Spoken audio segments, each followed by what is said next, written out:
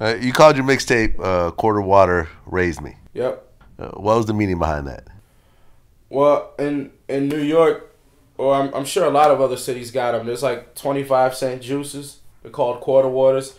They're just terrible for you. They're just sugar water. Yeah, when we were kids, it was kind of like, in a sense, it was like original sin for us. Because, you tell your mom, like, yeah, I'm just going to hop on this bike and, me and the homies going to go down the block, get some quarter waters, some Jolly Ranchers, whatever, and I'll be back, But, like, you just take that time to go roam the streets, go to the park, hang out. You know what I mean? A couple years later, it turns into, like, smoking weed and drinking 40s on the bench. So that was always, like, a contrast for me because I came, my parents are from Sudan in East Africa, so I was raised with values that are very different than the ones I picked up, like, running around New York City, so that's kind of how I always contrasted too. Like, there's the way my parents raised me, and then there's the way the city raised me, and that's really like the quarter water raised me concept. It's just like original sin, like from being a kid and going out, telling your parents you're looking for quarter waters, but you're really just going to just explore the city, and then there's pitfalls in that exploration. I mean, then there's a lot of things you learn, that benefit you. It's like a lot of tough love too. So it's just a way for me to be able to paint my whole story without having not being able to tell a part of it, because it's just so many different aspects to it. So I seen you smoke blunts in some of your videos. Yeah, for sure. I've honestly been smoking less blunts on the road, probably more papers. Trying to keep my breath control tight. You know what I mean? I can't be smoking 5-6 blunts a day. Smoking a lot of these papers and vapes and pens and all the G pens and all that good stuff. But yeah, man, I'm pretty much getting high on a daily. How many times do you smoke a day? Oof. Like, if I have a day where I have to do a bunch of things, I probably won't start till a little later on in the day, so I'll smoke less. But I would say usually at least, 3, 4, 5 times a day. Every now and then. The nightcap is always, I don't know, are you counting by how many times I sit down and smoke, or how much do I smoke when I sit down? Because I might sit down and... either or. We might sit down with the homies and smoke 5 J's in a row, but that's only one sitting.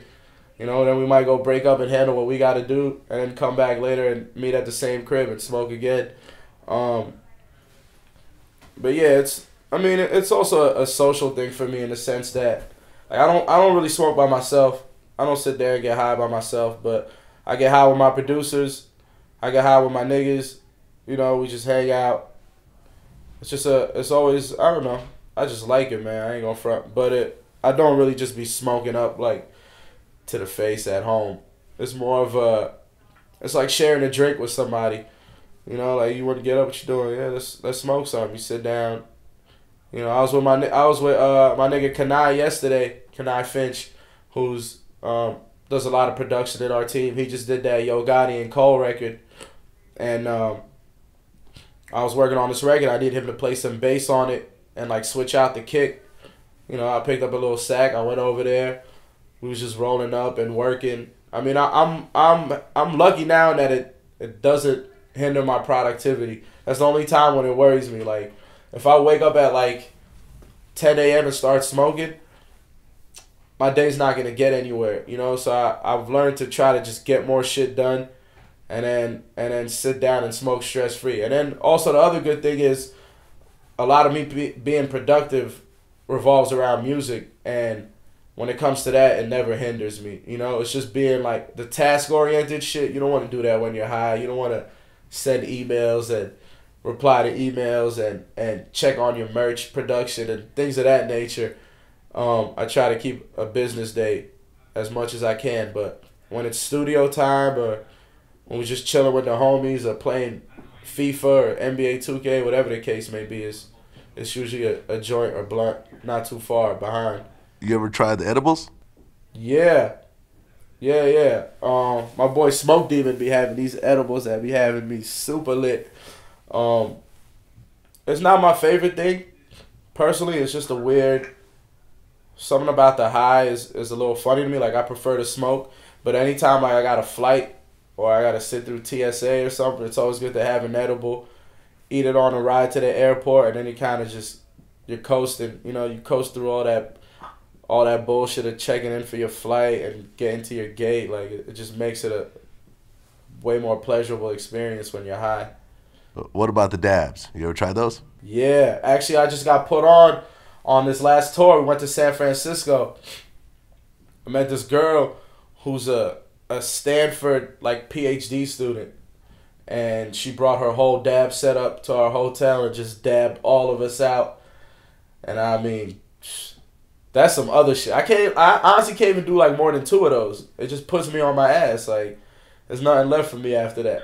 It kind of, that's why I like, you know, the joints and the blunts are a perfect pace for me because they get to go around and you kind of get to collect your thoughts, and, you know, it makes it more of like a social event. The dabs, we just called it, honestly, we call it weed crack. You just feel like a crackhead smoking that shit, but it's just weed. but at the same time, it's so potent that you're like leaning, you know, it's serious.